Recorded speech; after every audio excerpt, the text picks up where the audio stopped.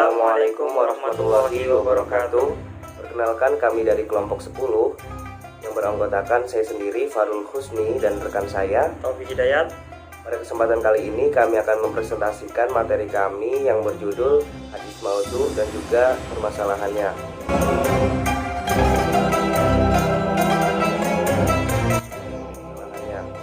Baiklah, yang pertama saya akan menjelaskan mengenai pengertian hadis maudhu. Secara bahasa, hadis maudhu merupakan bentuk isim maf'ul dari wadha'a yadha'u. Kata wadha'a memiliki beberapa makna, antara lain menggugurkan. Misalnya kalimat wadha'al jina yata'anhu, yang artinya hakim yang menggugurkan hukuman dari seseorang. Kemudian kata ini juga bermakna at-tarku atau artinya meninggalkan. Misalnya pada ungkapan ibilu mawdu'atun, yang artinya unta ditinggalkan di tempat penggembalaannya. Selain itu juga bermakna mengada-ngada dan membuat-buat. Misalnya kalimat al-iftira'u wal ikhtilaqu, yang artinya fulan membuat dan mengada-ngada kisah itu.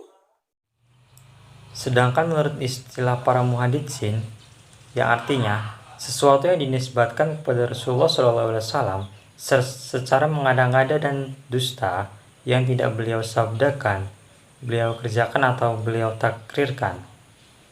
Kesimpulannya yaitu hadis maudhu adalah segala sesuatu yang disandarkan kepada Nabi Muhammad SAW, baik perbuatan, perkataan, maupun takrir secara rakaan atau dusta semata-mata dalam masyarakat Islam. Hadis maudhu disebut juga dengan hadis palsu. Kata-kata yang biasa dipakai untuk hadis maudhu adalah al-muhtalaku, al-muhtalu, al-masnu, dan al-makzub. Kata tersebut memiliki arti yang hampir sama. Pemakaian kata-kata tersebut lebih mengokohkan atau takkid bahwa hadis semacam ini semata-mata dusta atas nama Rasulullah SAW. Kemudian yang kedua yaitu sejarah munculnya hadis palsu. Masuknya secara massal penganut agama lain ke dalam Islam yang merupakan akibat dari keberhasilan dakwah Islamiyah ke seluruh pelosok dunia secara tidak langsung menjadi faktor munculnya hadis-hadis palsu. Kita tidak bisa memungkiri bahwa masuknya mereka ke dalam Islam, di samping ada yang benar-benar ikhlas tertarik dengan ajaran agama Islam yang dibawa oleh para da'i, ada juga segolongan mereka yang menganut agama Islam hanya karena terpaksa tunduk pada kekuasaan Islam pada masa itu. Golongan ini dikenal dengan kaum munafik. Selanjutnya yaitu faktor yang melatar belakangi munculnya hadis palsu. Yang pertama yaitu pertentangan politik dalam soal pemilihan khalifah. Yang kedua, adanya kesengajaan dari pihak lain untuk merusak ajaran Islam. Yang ketiga, mempertahankan mazhab dalam masalah fikih dan masalah kalam. Yang keempat, membangkitkan gairah beribadah.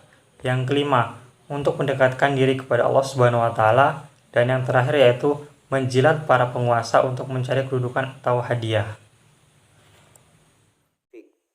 Yang terakhir yaitu kriteria kepalsuan suatu hadis. Yang pertama, kepalsuan pada sanad, dan yang kedua yaitu kepalsuan matan hadis. Untuk mengetahui kepalsuan pada sanad atau periwayat ini bisa diketahui dari rawi yang bukan merupakan seseorang yang jujur atau tidak terpercaya. Sedangkan kepalsuan matan hadis atau isi dan pesan dari suatu hadis yang disampaikan itu dapat kita ketahui kepalsuannya ketika kita bandingkan dengan hadis lain yang memang sudah sahih dan juga terpercaya.